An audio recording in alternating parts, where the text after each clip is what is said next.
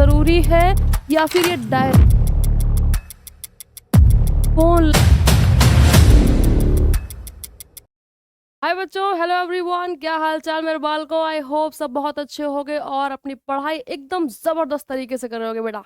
तो चलो हम लोग यहाँ पर ह्यूमन रिप्रोडक्शन चैप्टर को कर रहे थे डिस्कस, और यहाँ पर हम लोग कहाँ तक पहुँच गए थे। हम लोगों ने यहाँ पर मेंस्ट्रुअल साइकिल तक का डिस्कशन और उसका रेगुलेशन सक्सेसफुली कंप्लीट कर लिया। तो बेटा देखो, मेल रिप्रोडक्टिव सिस्टम पढ़ा और उसके अंदर स्पर्मेटोजेनेसिस, ठीक है, स्पर्म का बनना पढ़ लिया। फीमेल रिप्रोडक्टिव सिस्टम पढ़ा, ओवा का बनना पड़ लिया, यानी कि oogenesis पढ़ ली।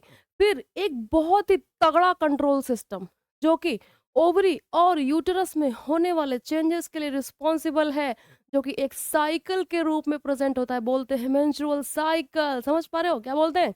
मेंस्ट्रुअल साइकिल, उसको पढ़ा। यानी कि अब हम अपना एक बेसिक क्या कर चुके हैं, इस्टेब्लिश कर चुके हैं कि this is male reproductive system, this is female reproductive system. यहां से आया स्पर्म, यहां से आया ओवा, ठीक है। अब क्या प्रोसेस है रिप्रोडक्शन का? पर्पस ही क्या होता है? रिप्रोडक्शन का पर्पस होता है अपने जैसा सेम इंडिविजुअल तैयार करना, यानी कि बेबी को जन्म देना। समझ पा रहे हो? ह्यूमन के केस में बेबी को जन्म देना, ठीक है। तो देखो, अब किसी भी एम्ब्रियोजेनेसिस यानी कि बेबी एम्ब्रियो के फॉर्मेशन के लिए क्या ज़रूरी है? फर्टिलाइजेशन होना, यानी कि जो मेल रिप्रोडक्टिव सिस्टम से आए थे स्पर्म और फीमेल रिप्रोडक्टिव सिस्टम से आया था ओवम, उन दोनों का फ्यूजन होना ज़रूरी है, तभी आगे की प्रोसेस कंटिन्यू हो पाएगी। यानी कि फ्यूजन हो करके बनेगा zygote, then dash dash dash dash dash पूरी एम्ब्रियोजेनेसिस। और बिल्कुल घबराने का नहीं, ये भी आगे पढ़ाएंगे, ठीक है। चलो भाई, तो शुरू किया जाए। तो देखो ज़रा बेटा, स्पर्म्स हमेशा प्रोड्यूस होते रहते हैं मेल के अंदर। तो मेल के केस में ऐसा कुछ नहीं है कि वो किसी भी मंथ के इन इन इन इन दिनों में फर्टाइल होगा, इन इन इन दिनों में फर्टाइल नहीं होगा। लेकिन फीमेल के केस में कंडीशंस होती हैं, बताए थे ना बेटा, क्योंकि ओवुलेशन कब होगा? 14th डे पर। ओवुलेशन कब होगा? 14 डे पर। जब तक ओवुलेशन नहीं तब तक ओवा नहीं, जब तक ओवा नहीं तब तक फर्टिलाइजेशन का चांस जीरो, ठीक है। तो देखो, यहाँ पर फीमेल के केस में कुछ फर्टाइल पीरियड होता है। ऐसा फर्टाइल पीरियड मेंस्ट्रुअल साइकिल के 10वें दिन से लेकर के 17वें दिन तक, यानी कि अंग्रेजी में 10 to 17th day of the menstrual cycle is known as fertile period, क्योंकि उस time chances of fertilization very high होते हैं, क्योंकि उसी टाइम होता है ओवुलेशन 14th डे पर। समझ पा रहे हो कैसे क्या होता है? अभी आगे बताएंगे, ठीक है। तो चलो, इसी फर्टाइल पीरियड में अगर क्वाइटस परफॉर्म किया गया, समझ पा रहे हो, अगर क्वाइटस किया गया तो chances of fertilization are very high. समझ पा रहे हो? लेकिन अब देखो, स्टेप बाय स्टेप फर्टिलाइजेशन होगा कैसे? कि बस एक स्टेप था, स्पर्म रिलीज हुआ, ओवा से जाके भिड़ गया, बोले हो गया फर्टिलाइजेशन। क्या ऐसा होगा? नहीं होगा, ठीक है। तो चलो बेटा, शुरुआत की जाए, शुरुआत करते हैं। तो सबसे पहला क्वेश्चन, सबसे पहला सवाल, आखिर होता कहाँ है? तो देखो, कुछ इस तरीके का स्ट्रक्चर था ना बेटा, फीमेल रिप्रोडक्टिव। अगर रफ स्ट्रक्चर बनाया जाए, हम्म, वाह, बेहद सुंदर डायग्राम, और हम अपनी तारीफ खुद करते हुए। चलो, ये हो गए फिम्बरे, और यहाँ थी ओवरी, सेम उधर भी होगी, ठीक है। लेकिन हम यहाँ पर एक बनाएंगे, ठीक है। एक बना ली भाई ओवरी। अब क्या करा जाए? यहाँ से निकला ओवा, हमारा प्यारा ओवा निकला ओवरी से। प्रोसेस क्या था? ओवुलेशन पहुंचा यहाँ पर। अब फैलोपियन ट्यूब के अलग अलग रीजन थे ना, अलग अलग रीजन थे ना, ठीक है। तो देखो, बीच वाला जो रीजन था, बीच वाला जो रीजन था, this region was known as ampulla. कौन सा? एम्पुला, ठीक है। अब ओवा हमारा कौन से रीजन में पहुंच गया? एम्पुला रीजन में। कहाँ पहुंच गया? एम्पुला रीजन में, ठीक है। तो अब देखो, यहाँ पर ओवा, बताया था ना, इंतजार करता है कि आ जाए स्पर्म तो हो जाए फर्टिलाइजेशन, और अगर इंतजार सक्सेसफुल हुआ तो फर्टिलाइजेशन होगा, नहीं हुआ तो बेचारा ओवा यहाँ से आगे जाएगा और इसका हो जाएगा डिजनरेशन, और हमारी जो एंडोमेट्रियम थे फीमेल की, वो स्लग ऑफ हो जाएगी, ठीक है। वो तो केस था जब फर्टिलाइजेशन नहीं होता है। तो अब हम यहाँ पर बात करेंगे फर्टिलाइजेशन की, ठीक है। अब एम्पुला में पहुंच गए हैं, इंतजार कर रहे हैं सीमेन का, ठीक है? और सीमेन के साथ आने वाले स्पर्म्स का तो पहला स्टेप इंसेमिनेशन होना चाहिए कि नहीं होना चाहिए?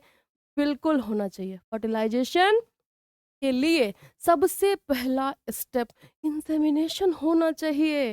भैया इंसेमिनेशन नहीं होगा तो स्पर्म कैसे आएगा? तो सबसे पहले fertilization in human occurs where, कहाँ होता है, कहाँ होता है?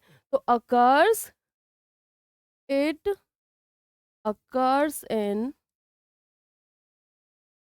Ampullar region of fallopian tube, fallopian tube, ठीक है? कौन से रीजन में? एम्पुलर रीजन में, किसके? फैलोपियन ट्यूब के, ठीक है? चलो भाई, अब क्वेश्चन आता है पहला स्टेप इंसेमिनेशन, यहाँ यानी कि यहाँ पर सर्विक्स सर्विक्स और वेजाइना में क्या रिलीज होगा? सीमेन। और इसके पास ही, इसकी सीमेन में ही क्या प्रेजेंट होंगे? छोटे छोटे स्पर्म्स। कौन प्रेजेंट होगा? छोटे छोटे स्पर्म्स प्रेजेंट होंगे, ठीक है? तो इंसेमिनेशन पहला स्टेप है, ठीक है? इंसेमिनेशन पहला स्टेप है, ये क्या है? Release of semen into females reproductive tract, females reproductive tract by male partner, ठीक है? जो मेल पार्टनर होगा उसके थ्रू सीमेन का रिलीज कहाँ? फीमेल के रिप्रोडक्टिव ट्रैक्ट के अंदर, इसे कहते हैं इंसेमिनेशन, ठीक है? तो ये हो गया पहला स्टेप। दूसरी बात, अब इन स्पर्म के अंदर कोई चेंजेस होना जरूरी है या फिर ये डायरेक्ट चलते चले जाएंगे फेलोपियन ट्यूब तक? तो तुम्हारा जवाब होना चाहिए यस, होना जरूरी है। यानी कि क्या होगा? कैपेसिटेशन, यहाँ पर स्पर्म्स की क्षमता को बढ़ाया जाएगा। क्या होगा? क्षमता को बढ़ाया जाएगा, उनमें स्ट्रॉन्ग मोबिलिटी, फटाफट फटाफट फटाफट तैर के कहाँ पहुंचना है? ओवा के पास पहुंचना है, ठीक है? तो कैपेसिटेशन यानी कि स्पर्म्स की कैपेसिटी को क्या करना है? बढ़ाना है। और कैपेसिटेशन के लिए पहला इसके होता है removal, removal of cholesterol, removal of cholesterol. और दूसरा इसमें कैल्शियम आयंस भर दिए जाते हैं मेरे बच्चों, ठीक है? इनफ्लक्स ऑफ कैल्शियम आयंस, जिससे कि स्पर्म को स्ट्रॉन्ग मोबिलिटी प्रोवाइड होती है और ये फटाफट फटाफट फटफट फटफट करके तैर के कहाँ पहुंच जाता है? ओवम के पास पहुंच जाते हैं, ठीक है? नेक्स्ट देखते हैं अगला स्टेप, कीमो अट्रैक्शन। कीमो मतलब केमिकल से होने वाला है। किससे होने वाला है? केमिकल से। और अट्रैक्शन मतलब हमने तुम्हें देखा, तुमने हमें देखा और हो गया अट्रैक्शन, ठीक है? तो देखो जरा, ओवा और स्पर्म, ओवा कह रहा है आजा भाई मैं इधर हूँ, ठीक है? चलो भाई वापस से चलते हैं इस डायग्राम पे। अब ओवा यहाँ पे है, ओवा कहाँ है? यहाँ है। अब ये बता रहा है जैसे कि हमें कहीं जाना होता है तो तुरंत बेटा एकदम महंगा वाला फ़ोन निकालते हैं जेब से और कहते हैं अब हम इसमें गूगल मैप चलाएंगे और फटाक से लोकेशन डालेंगे और उसी को फॉलो करते हुए पहुंच जाएंगे, ठीक है? तो बताओ क्या स्पर्म्स को पता है कि अपने को इधर जाना है कि इधर जाना है? कहाँ बैठा है ओबा? उनको नहीं पता, उनको नहीं पता। तो ओबा बोलता है रुक जाओ रुक जाओ रुक जाओ, मैं अपने दूत भेज रहा हूँ जो तुम्हें सिग्नल बताते हुए चलेगा कि ये इधर जाना है, मैं इधर बैठा हूँ, ठीक है? तो वो भेजता है केमिकल्स। क्या भेजता है? केमिकल्स। ओवा ने भेजा, बोले भैया स्पर्म अपन इधर है। और उस केमिकल का नाम क्या था? फर्टिलाइजिन। क्या नाम था? फर्टिलाइजिन, ठीक है? फर्टिलाइजिन नाम था, ठीक है? तो अब क्या इनको मिल गया सिग्नल, इनको सिग्नल मिल गया। बोले ओके मुझे सिग्नल मिल चुका है, वापस में दूसरी कॉल लगाते हैं। बोले ठीक है भैया सिग्नल मिल गया, आ रहे हैं तुम्हारे पीछे, ठीक है? Confirmation call. और ये रिलीज करते हैं ओवा के लिए क्या? एंटी फर्टिलाइजिन, एंटी फर्टिलाइजिन, ठीक है? तो देखो दोनों के बीच में ओवम और स्पर्म के बीच में क्या केमिकल अट्रैक्शन हो रही है? केमिकल अट्रैक्शन हो रही है, इसी को कहते हैं कीमो अट्रैक्शन। क्या कहते हैं? Chemo attraction. तो चलो बेटा यहाँ पे लिखते हैं, व्हाट इज़ कीमो अट्रैक्शन? जल्दी बताएँगे सब। तो इट इज़ केमिकल अट्रैक्शन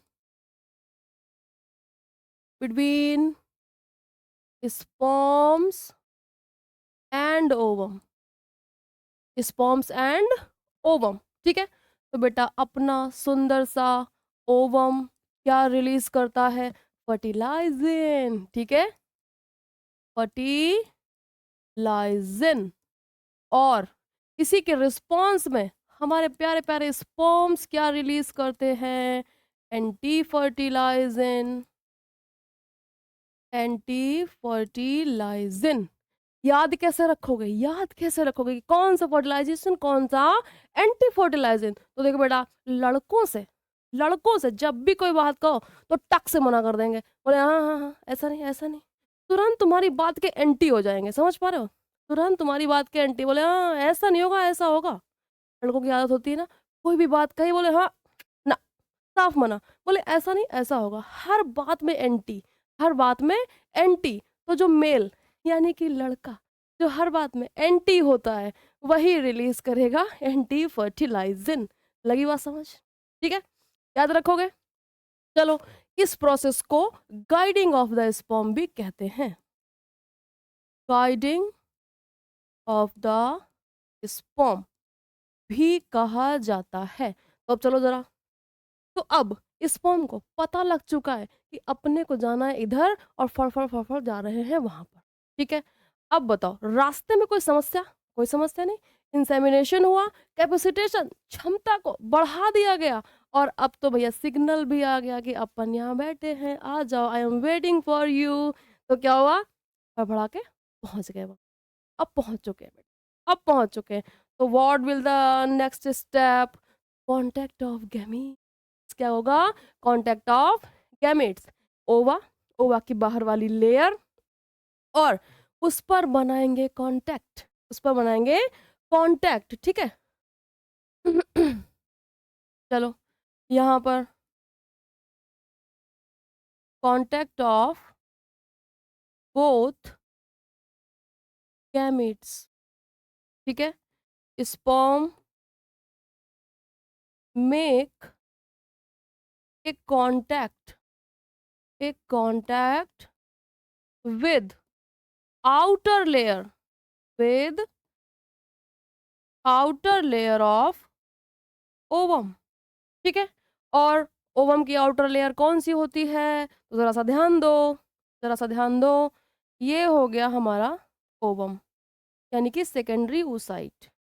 ये हो गया इसका न्यूक्लियस, ये हो गया इसका न्यूक्लियस।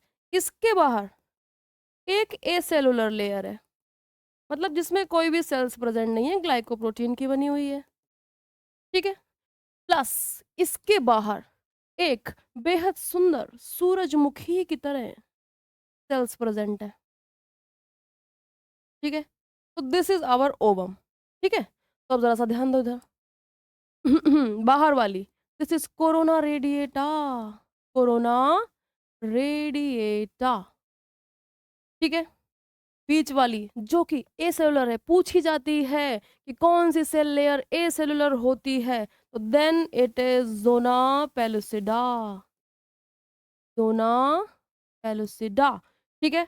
और ये है अपना ओवम, ओ सॉरी ओवम नहीं, क्योंकि ओवम तो बेटा पूरा ही है, ये है अपनी सेकेंडरी oocyte, सेकेंडरी,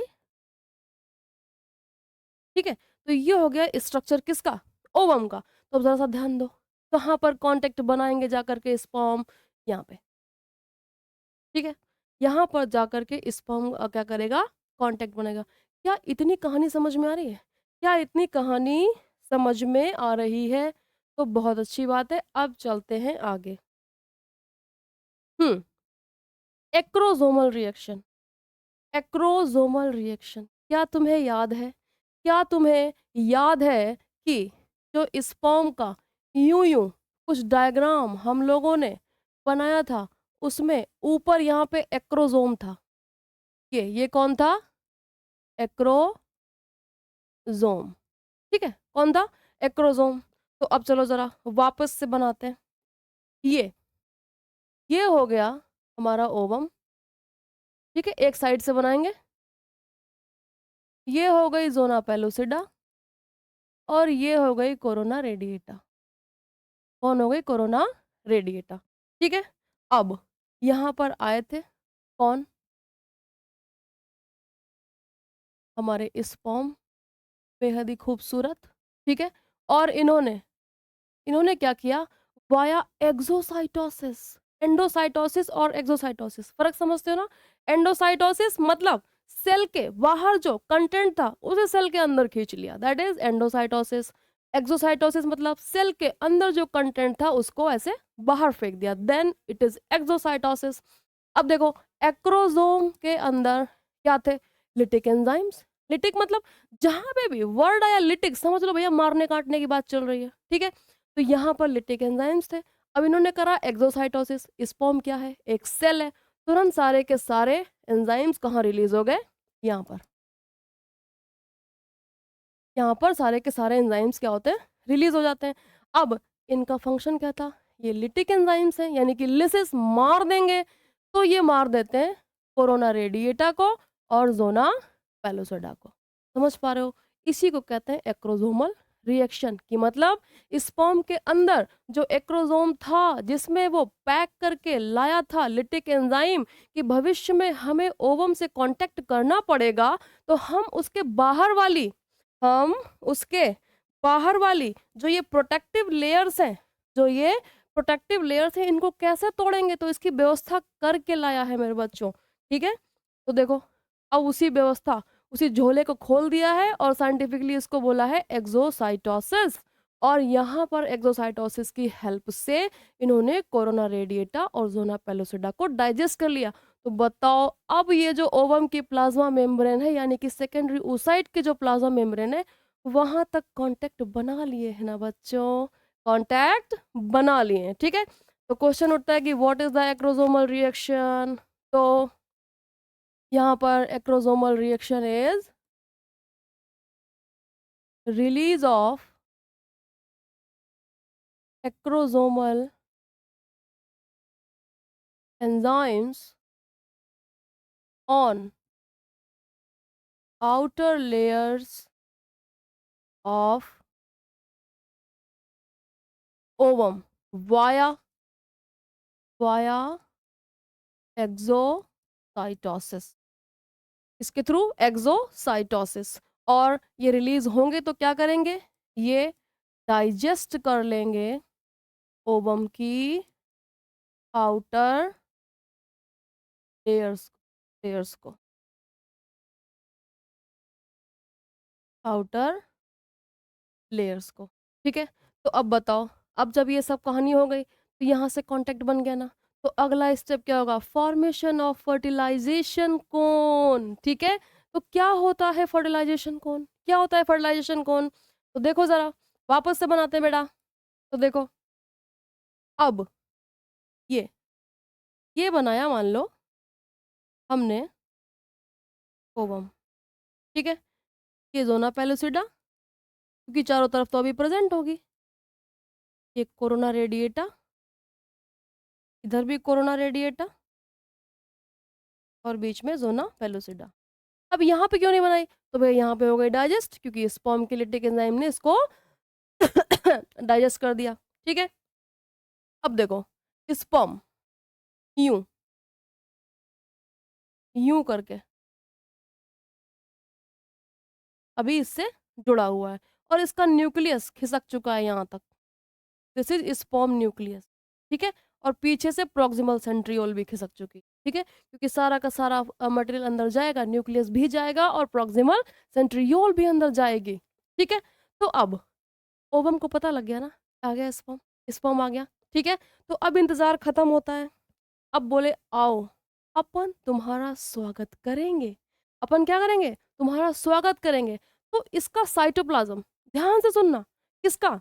ओवम का साइटोप्लाज्म स्पर्म के न्यूक्लियस के स्वागत करने के लिए ऐसे कौन लाइक स्ट्रक्चर बनाता है, बोलता है आओ तुम्हारा स्वागत है। तो देखो यूं यूं, देखो यूं कौन जैसा स्ट्रक्चर है, देखो ओवम का साइटोप्लाज्म, ध्यान दो, यूं एक कोन लाइक स्ट्रक्चर बनाता है, किसके लिए, स्पर्म के स्वागत के लिए। ठीक है, ठीक है, ये एक कॉनिकल स्ट्रक्चर में अरेंज होता है यूं करके, एक कॉनिकल स्ट्रक्चर में, ऐसे कि आओ स्पर्म तुम्हारा स्वागत है। इसी कोन लाइक स्ट्रक्चर को कहते हैं फर्टिलाइजेशन कोन। क्या कहते हैं, फर्टिलाइजेशन कोन। तो क्या हो गया बेटा, fertilization cone, cytoplasm of ovum, cytoplasm of ovum make a conical structure, conical structure to receive the nucleus of sperm। इसी को कहते हैं फर्टिलाइजेशन कोन। ठीक है, तो अब जरा सा ध्यान दो, कई सारे घरों में शादी ब्याह में जाते होगे तुम, रिसेप्शन की दावत खाने मटर पनीर, है ना। तो रिसेप्शन कब होता है, जब नई नई बहू आती है घर में, तो रिसेप्शन कराते हैं ससुराल वाले, है ना। तो देखो जरा, जब घर में कोई नया आया, उसके स्वागत में फंक्शन रखा गया, रिसेप्शन, कौन सा, रिसेप्शन। तो बताओ भैया, यहाँ जब स्पर्म आया है तो ये स्वागत नहीं करेगा, स्वागत करेगा ना। इसी वजह से फर्टिलाइजेशन कोन को रिसेप्शन कोन भी कहते हैं। क्या कहते हैं, रिसेप्शन कोन। बोले स्वागत में पार्टी देंगे बेटा, स्वैग से स्वागत करेंगे। ठीक है, क्या कहते हैं, रिसेप्शन कोन। क्या इतनी बात समझ पा रहे हो, क्या इतनी बात समझ पा रहे हो। ठीक है, फर्टिलाइजेशन कोन किसने बनाई है, ओवम के साइटोप्लाज्म ने। अब आगे बढ़ा जाए, अब आगे बढ़ा जाए, चलो आगे बढ़ते हैं। हाँ, कॉर्टिकल रिएक्शन, कॉर्टिकल रिएक्शन। बोले अब ये क्या है, ये तो हमें नहीं पता। कोई बात नहीं, नहीं पता तो देखो जरा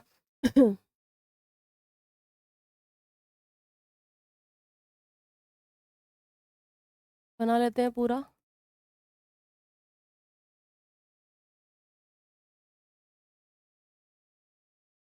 ये देखो बना लिया हमने ओवम। ठीक है, अब ये ओवम यहाँ से इतना डाइजेस्ट हो गया होगा, क्योंकि यहाँ पर स्पर्म का कनेक्शन था। ठीक है बेटा, चलो भाई यहाँ पे बना लेते हैं ऐसे करके sperm.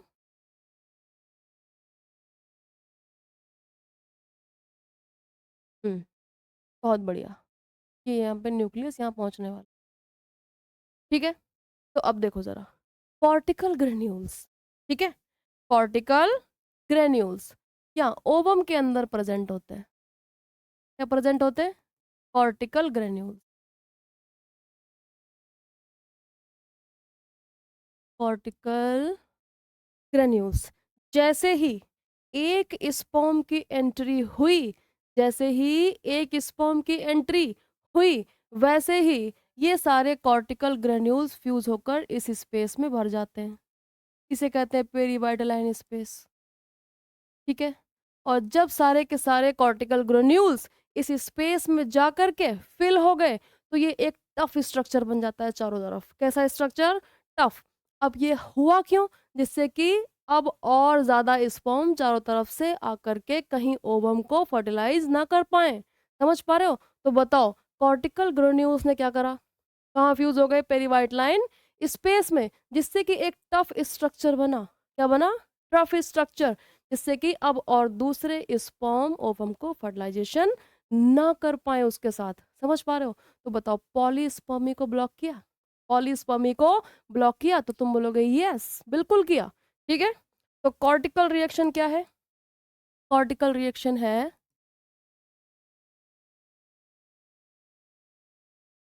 Fusion fusion fusion fusion नहीं, कॉर्टिकल ग्रेन्यूल्स क्या होंगे,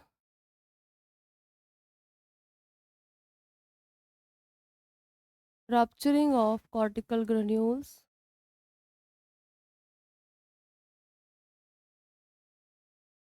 or they fill up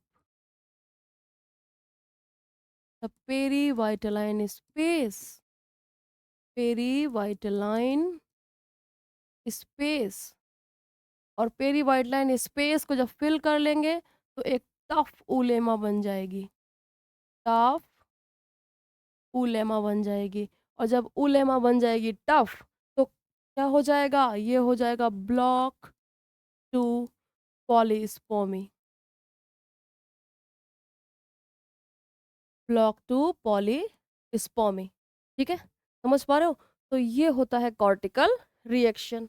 अब एक्टिवेशन ऑफ सेकेंडरी oocyte, ठीक है, एक्टिवेशन ऑफ सेकेंडरी oocyte। अब तुम कहोगे कि अब क्या होगा भैया, एक्टिवेशन में क्या होगा? तो सुनो, जब पढ़ाया था oogenesis तो बताए थे ना कि सेकेंडरी oocyte अरेस्ट हो जाती है मियोसिस 2 की मेटाफेज में, मियोसिस 2 की मेटाफेज में अरेस्ट होती है। फर्टिलाइजेशन हुआ तो एनाफेज में जाएगी, मियोसिस 2 कंप्लीट करेगी, अदरवाइज नहीं कंप्लीट करेगी। तो बताओ, अब तो फर्टिलाइजेशन हो गया, आ गया स्पर्म जिसका इंतजार था। तो बताओ अब एक्टिवेशन होगा ना, एक्टिवेशन होगा ना? ठीक है, चलो बेटा, एक्टिवेशन होगा यहाँ पर। तो यहाँ पर होगा activation of secondary oocyte to complete its arrested meiosis 2, ठीक है, meiosis 2, एंड ये मेटाफेज से एनाफेज जाती है, एनाफेज, फिर टीलोफेज, टीलोफेज, देन साइटोकाइनेसिस,